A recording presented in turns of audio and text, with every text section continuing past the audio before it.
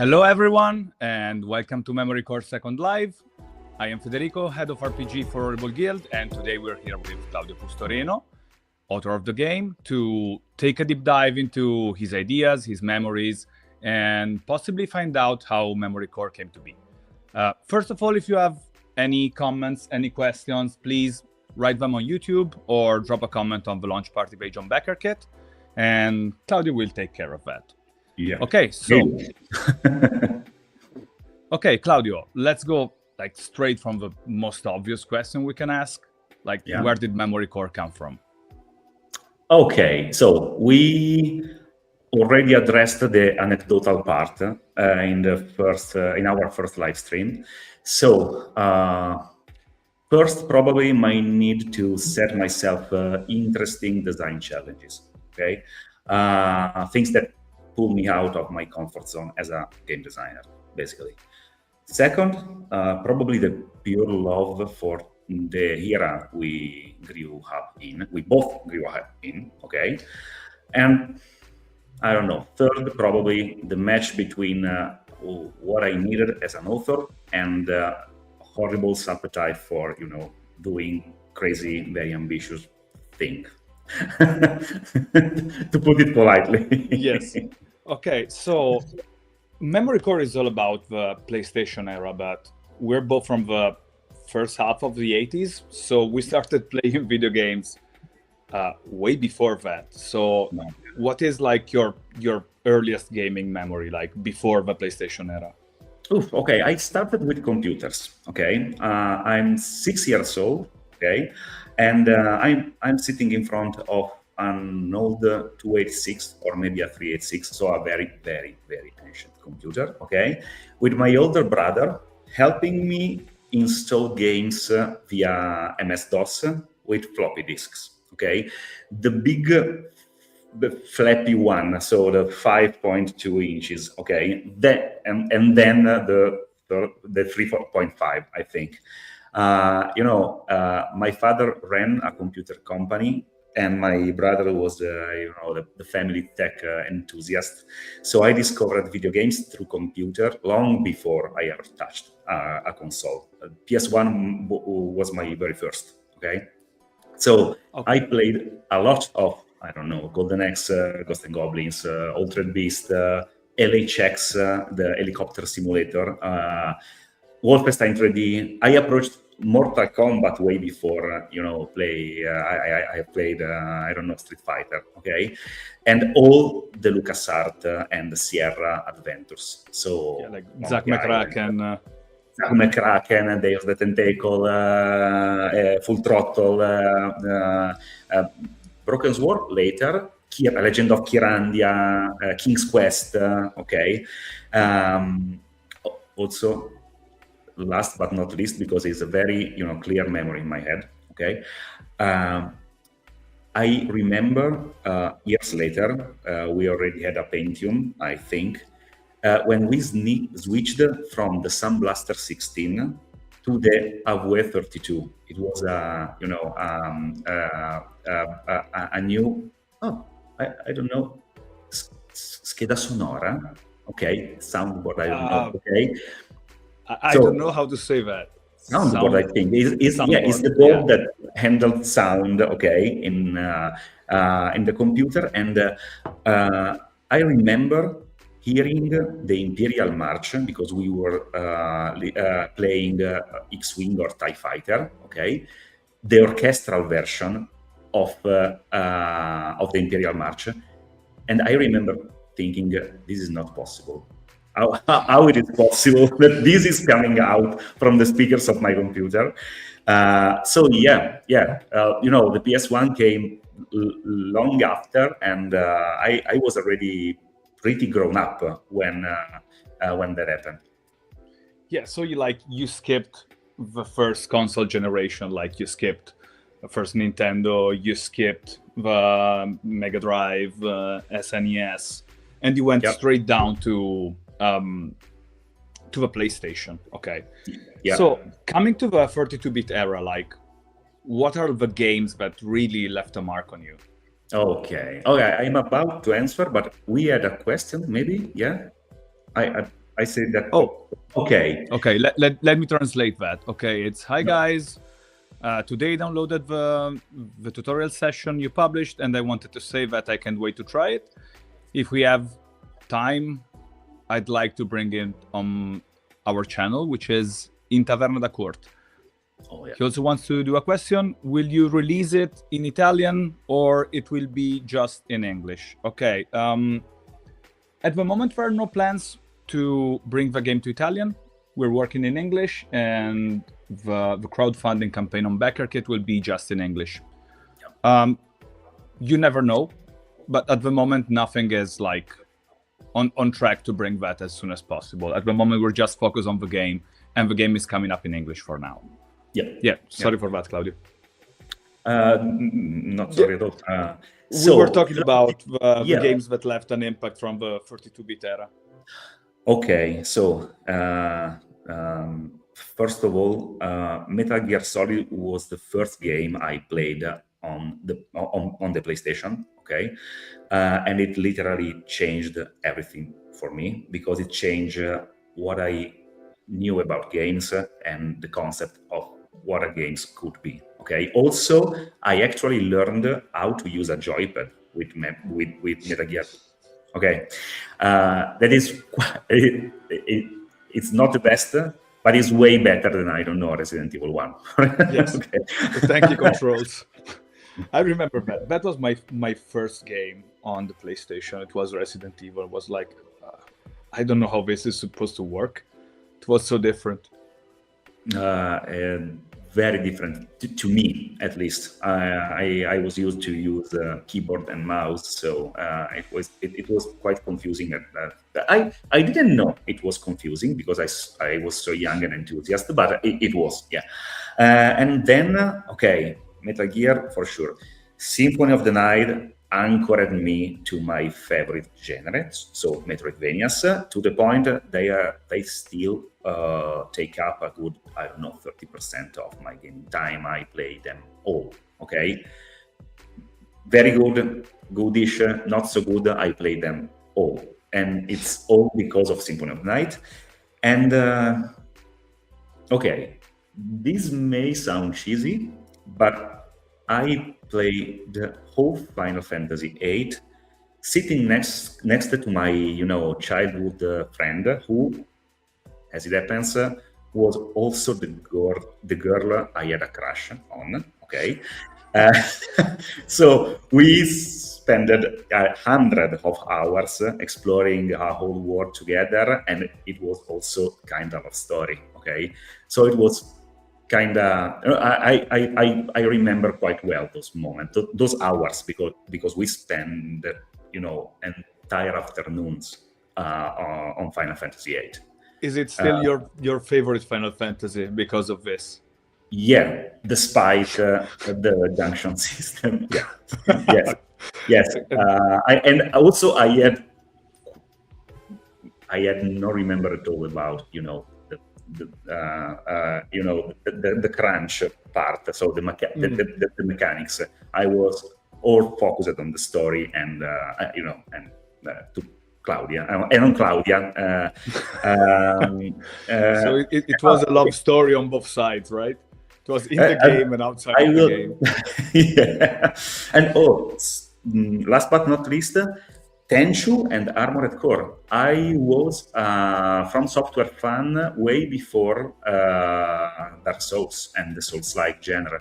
I really loved how Tenchu and Armored Core played. Yeah.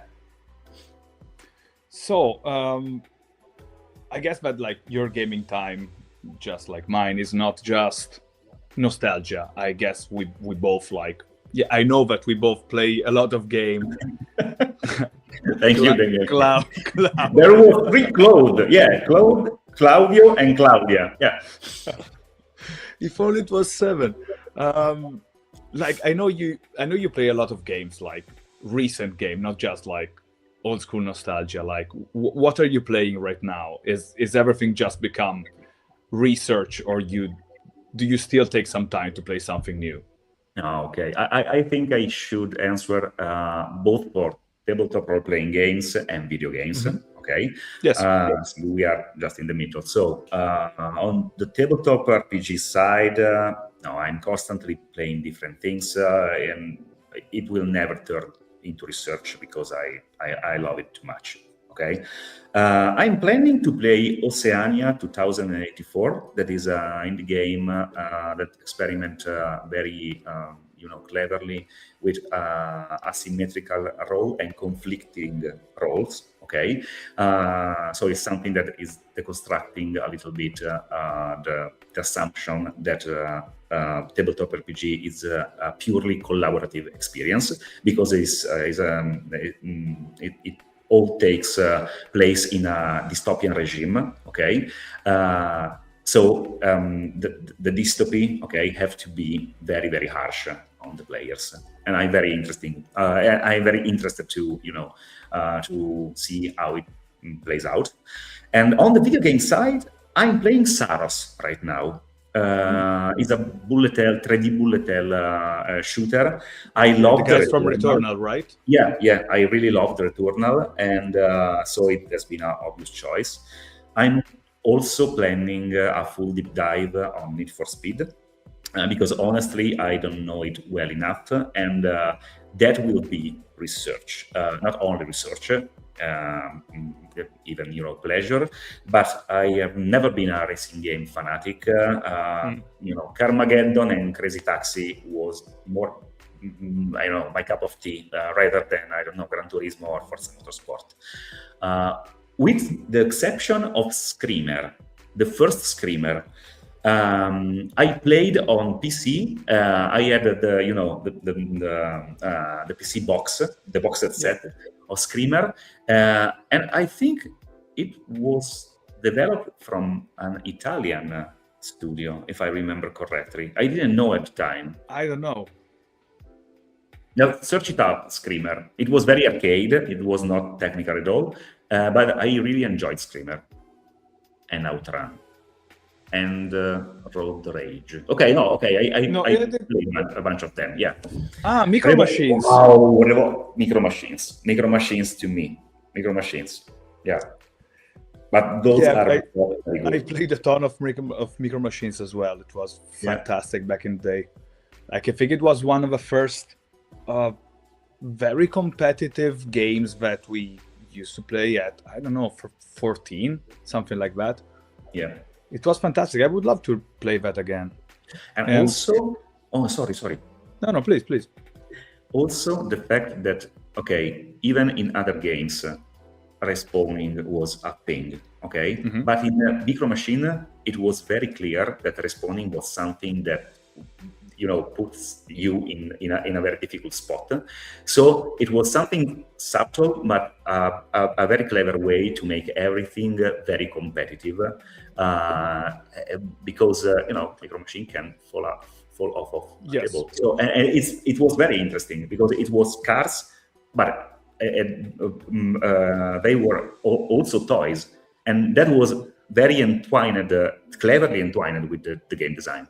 Yeah, they also had this beautiful level design on Micro Machines, which was built around the concept that you can do all kind of crazy stuff if you're just like a car this small, and you can go everywhere. So a lot of things was just like interaction from common locations in the house or on the outside, and it was just fantastic. Yeah. So, but how do you tell if a game is just nostalgia or if it holds up to this day? Like, how can you tell the difference of something that is your feeling versus an objective trait and value in the game itself? Okay, that's quite a good question. Okay, so first of all, from a purely cultural standpoint, everything ages well, because it's not about nostalgia. It's not if something is nice or isn't nice to play in this very moment, but it's about cultural and artistic conservation.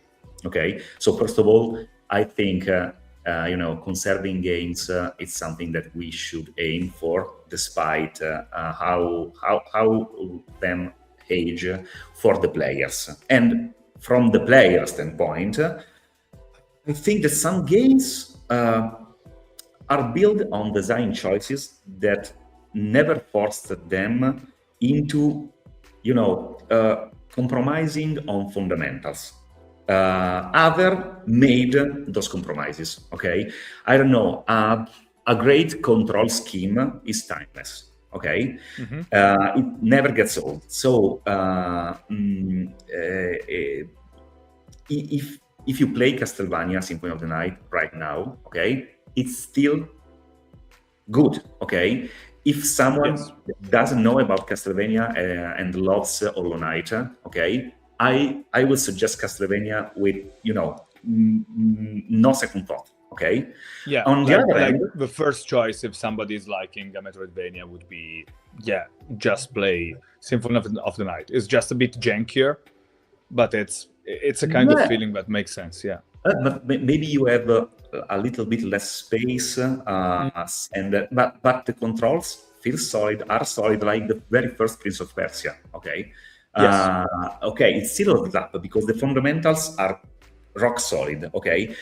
I mentioned a little bit earlier Resident Evil. Okay, they choose to compromise on controls in order to be able to, render this very detailed Cinematic environment. Yeah. Okay, cinematic environment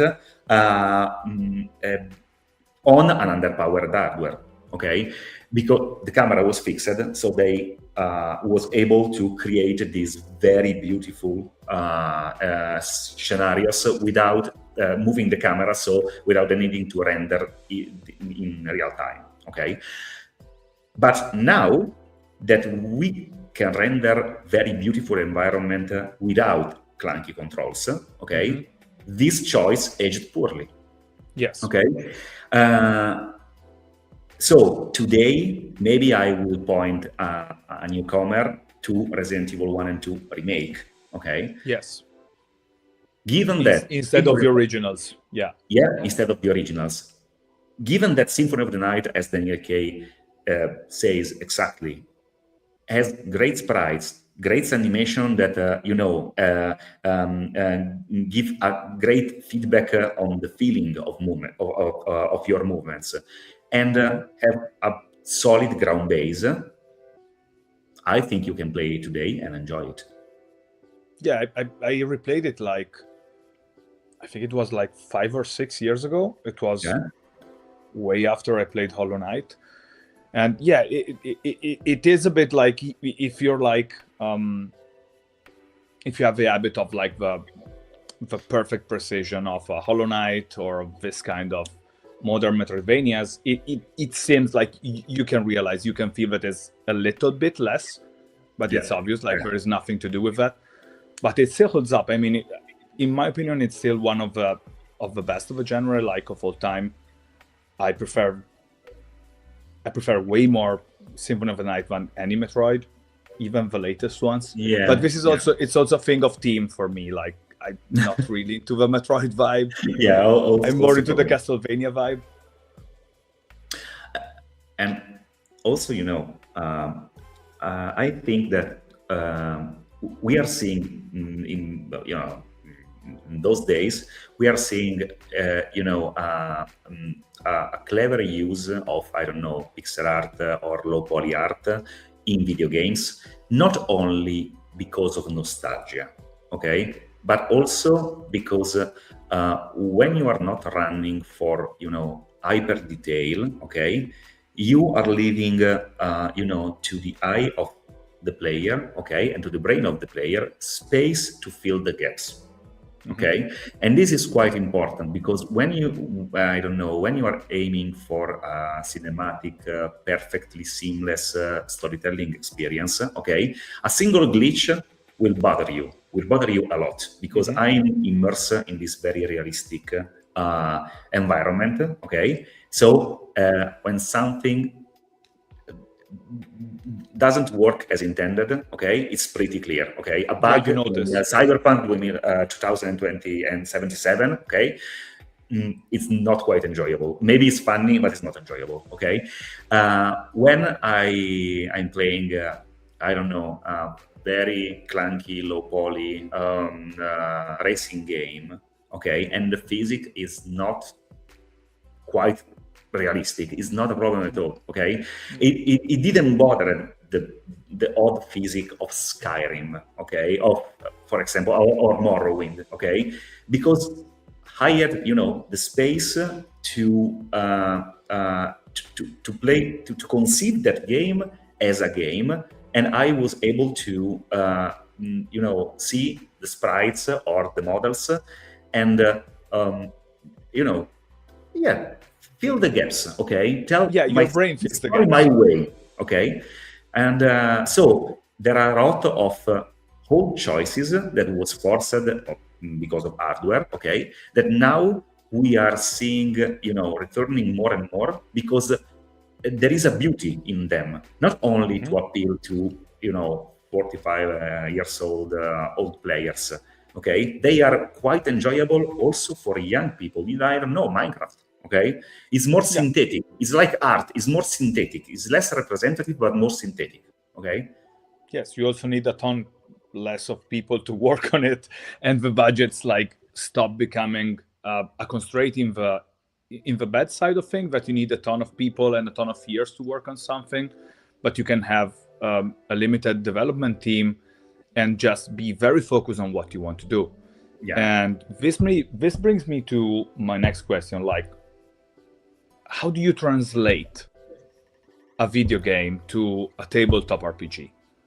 What are the design pillars that you move around? What do you say, we absolutely need to work with this? Okay, so first of all, I deconstructed the reference work into its fundamental blocks, okay. What are the elements that define that game, and then I set those aside for a moment, okay. But I have a very clear vision about how this game distinct itself in the market, okay, and how this game, also sits between their, competitor. It's Tekken. It's not Mortal Kombat. It's not Street Fighter. It's not Street Fighter, yeah.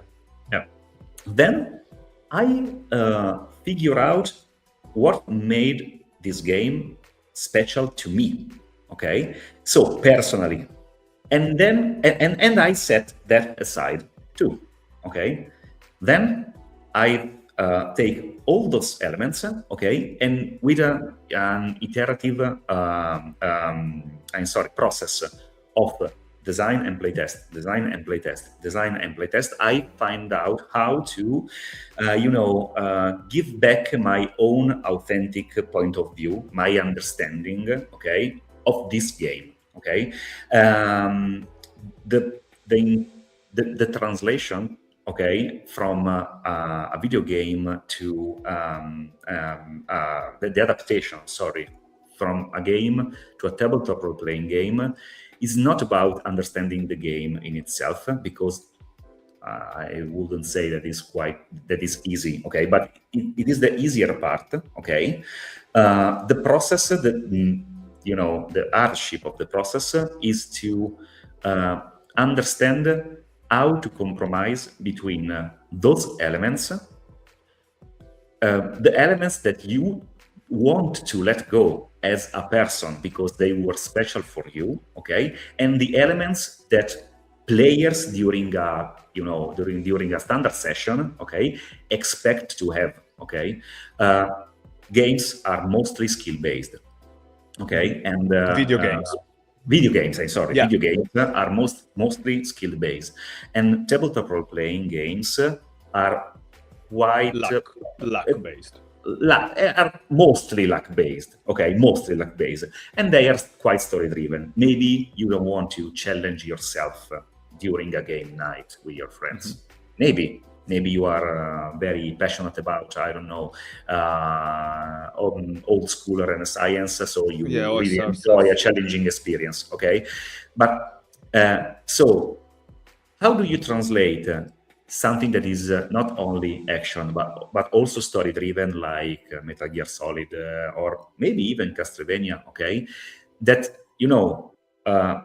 count heavily on the concept of you have to be good in exploration, in action. You have to have good reflexes. You have to be able to strategize, okay, into something that is enjoyable, even if you are not a rule lawyer and you just want to chill out a little bit and enjoy the story. So the difficult part in the iterative phase of design and playtest is not about understanding what are good design solutions in order to translate the pillars of this game, but what are good design solutions that translates the pillar of these games into an enjoyable tabletop role-playing experience. And enjoyable is something that only playtesters can tell you if it works.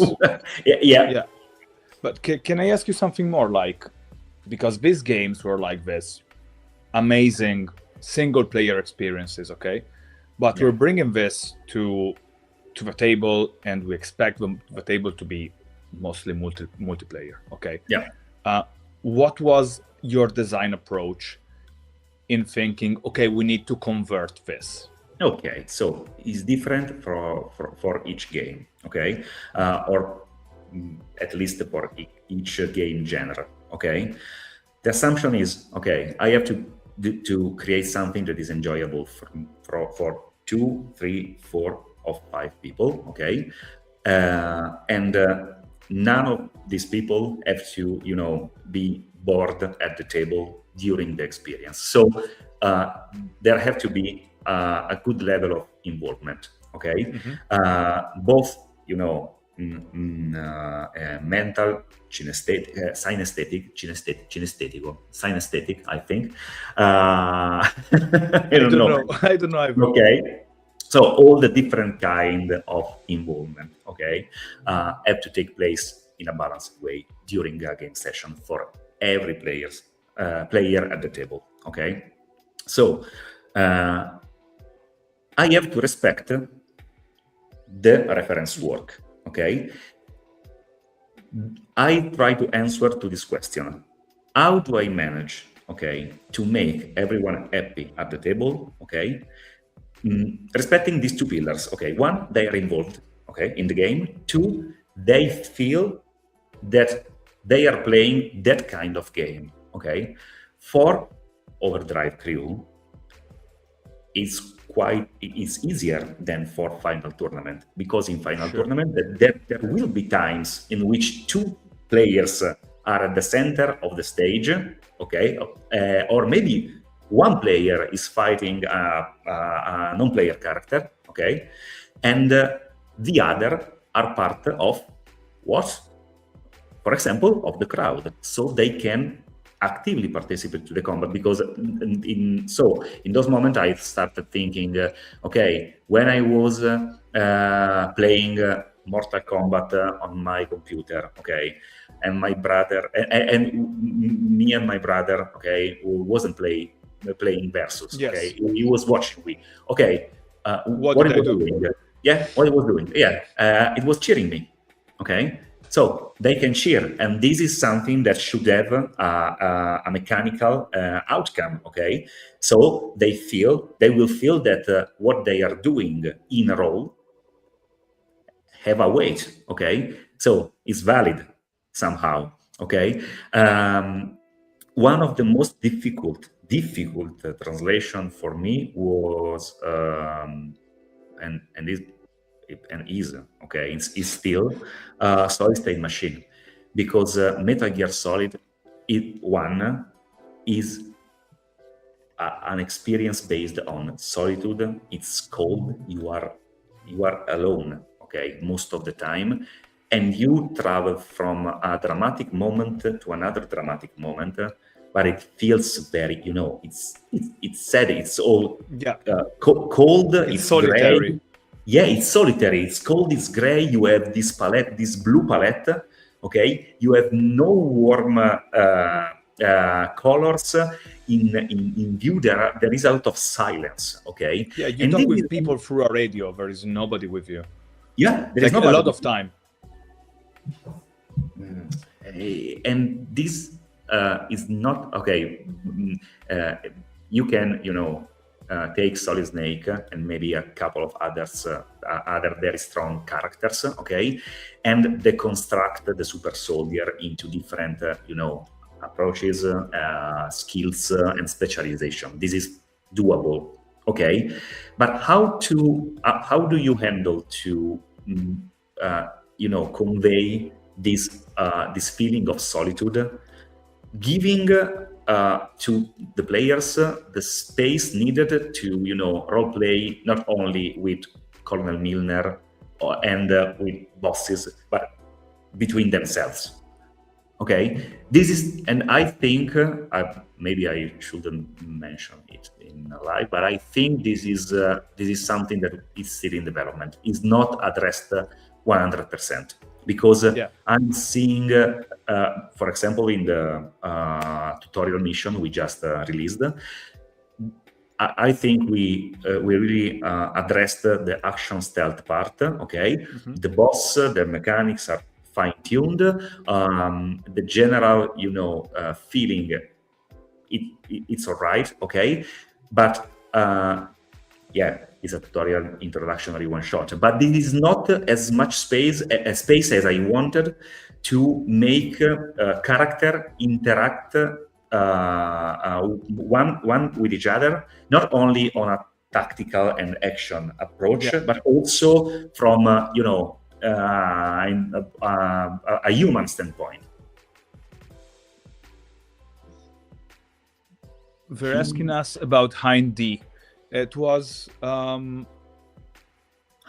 was a Hind D version of Metal Gear Solid, which was during the mission. Solid Snake had to bring down the helicopter with a Stinger, a rocket launcher, to progress in the game. I can remember this. I do remember. It was something divided in two phases. In phase one, you have to throw yourself off of a building with a rope, okay, escaping the missiles that Liquid Snake is throwing at you, okay.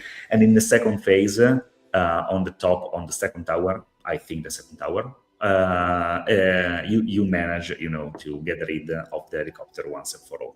Yeah, I think, and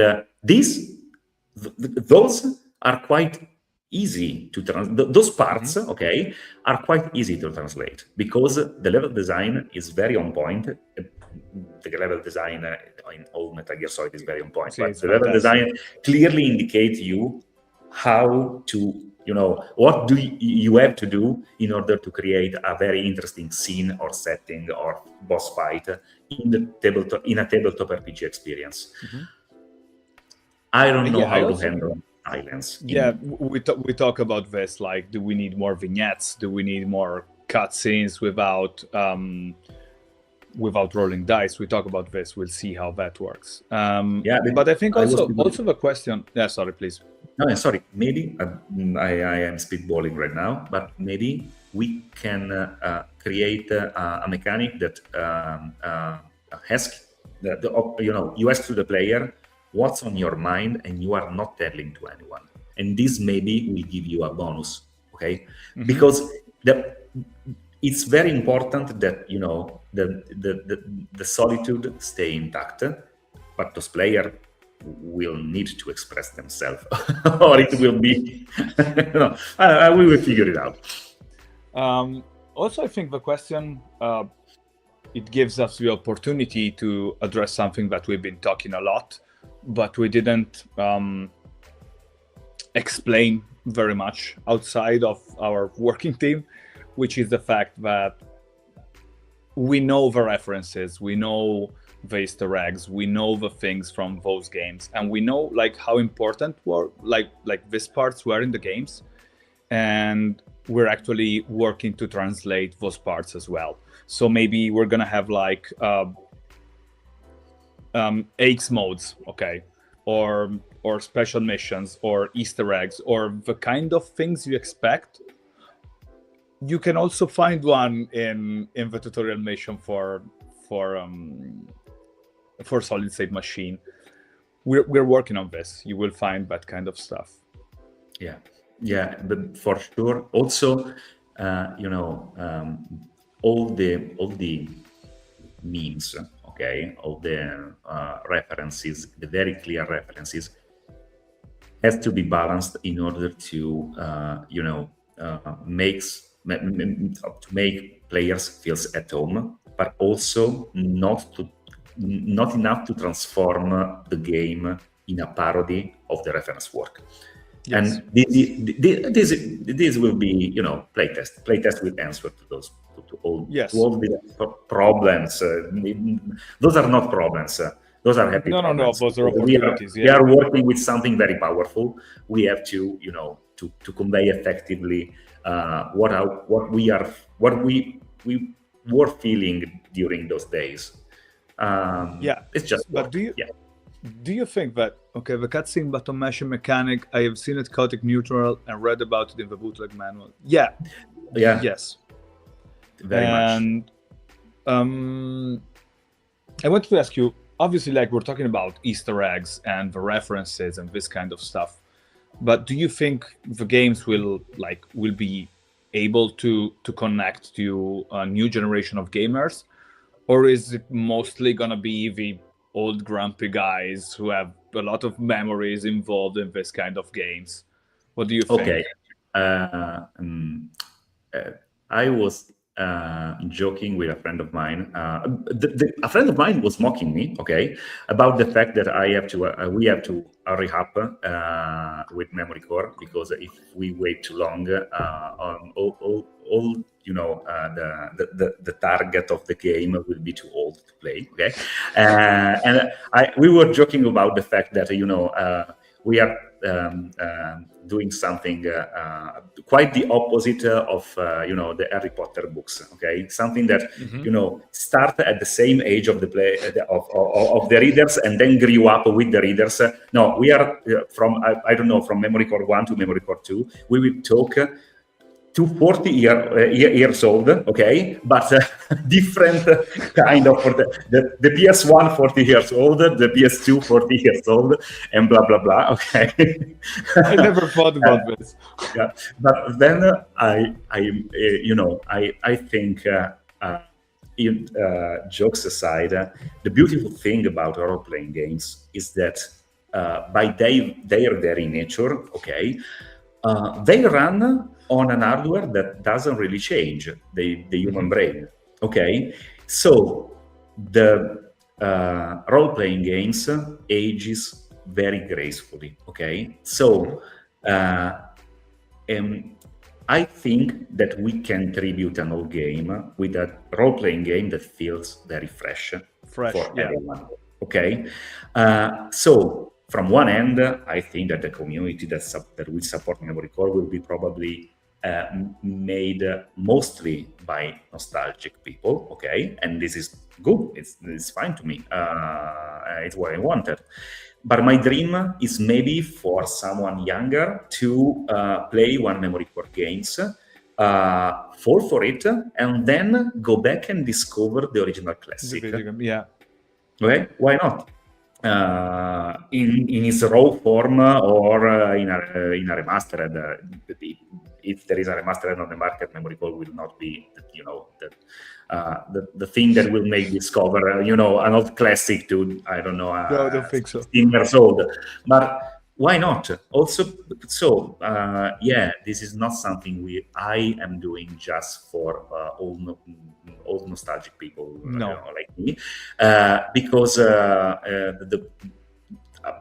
the today translation, TTRPG translation of an old game will be probably a fine game to play, despite to the reference work. I'm wondering that in order to be more welcoming to people that doesn't know anything about, I don't know, I never played Metal Gear Solid in my entire life. I'm at the table with two people that are very passionate about Metal Gear Solid and a GM that played Metal Gear Solid through and through, okay? Maybe we will need to insert some advice in the bootleg manual about, okay, you are playing with players that are not familiar with the game, with the reference word. What should you do? Okay, maybe nudge a little more on the the paragame and the metaplay part of the game. Go easy on that.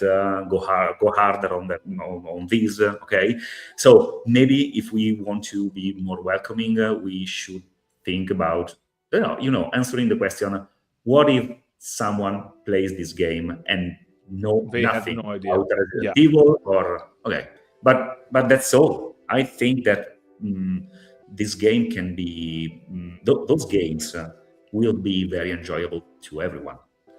Yeah, I think I feel the same way that obviously if you know the games we are tributing, you will enjoy this a bit more. But at the same time, I believe that tabletop RPGs are at their peak at the moment. And I think the way we're approaching the game design of each game and the game design of the system will make this absolutely understandable, enjoyable, and approachable from people who doesn't have to know all the references, all the memes. I have to be honest, I haven't been playing Metal Gear Solid in the last 15 years. Okay, so I don't have my bond to Metal Gear Solid is not the strongest one, which is your game, is less my game. But I can play a game of Solid State Machine and enjoy it because I understand that we don't have a lot of stealth RPGs, and the way you're working on the mechanics is making this work per se, not necessarily in comparison to the reference part. Yeah. So yeah, I believe this. Claudio, what do you feel? What do you hope people will feel when they open one of this here? Okay, I'll be very brief. At home, but on the verge of a brand new adventure. If I manage to obtain that feeling, okay, I won. Yes, I think it's a fantastic feeling. Okay, so Claudio, if you want to add anything, this is your moment. No, not at all. I'm quite okay. I'm very grateful to everyone that is showing interest in the project. It's not the typical role-playing games project, and I know that okay, given the fact that tabletop role-playing games are very demanding, both in on a scheduling and organizational level, in time you have to spend on it, they cost money. So they are a very playing role-playing games. Tabletop role-playing games is a very demanding. Can be heavy. Okay. Yeah, can be heavy. And given the fact that I'm no one for now in the international market. Okay, I've done a couple of things, stuff, but I am not a giant, so you have to it moves me, okay, that someone is putting his trust on MemoryCore, and it feels kind of special. So thank you. Yeah, I agree with Claudio. Oh, little last question. Okay, how much will the final box cost? Okay, next week we will be almost 7 days from the Kickstarter. Yeah. We will do an update regarding the price of the base pledge and some of the add-ons that it will be included in the campaign, going up to the upper tiers. The thing I can say, I don't want to go into the specific price right now, but the thing I can say is that the base box, which has Bloodsong, Hunters of the Night, aka Castlevania, and Solid State Machine, aka Metal Gear Solid, will be extremely competitive on a price point. Like Claudio's been talking about respecting people's time and respecting people's money, because role-playing games can be pretty expensive on both sides. And I think we've been doing everything we could to do this, to respect you guys' time and money. But you will tell yourself, okay? Oh, yeah. Shout out from me to Horrible Guild, because on the base, on the base box, we are talking about a magnetic box that contains 2 boxes, okay, with a game booklet, pre-gen characters, a game disc, a map, okay, and markers, and the user manual, so a book, okay, and also, we are not talking about 1 game but 2, so all these things times 2, okay, and all of these. I don't want to get into specifics, but I think it's unbelievable the work Horribles did. It will be really competitive, yeah. Yeah. Yes, I think basically it's going to be the price of a classic big book, less than that. And it's going to be 2 games for 12 sessions each, and the rules for everything, and markers, tokens, a book, a ton of stuff. But you will tell us, like, next week we will have an update, and you guys can comment in the update and say, like, what you think and what you feel about the work we're doing. So, everyone, thank you so much. Thanks for your time. Thanks for staying with us. And we'll be live on Backer Kit on June 9. So it's 2 weeks from now. It's exactly 2 weeks. Okay. Okay. I'm freaking out at this very moment. Okay. Okay. Thank you, everyone, and see you with the next update. Okay. Bye-bye. Bye.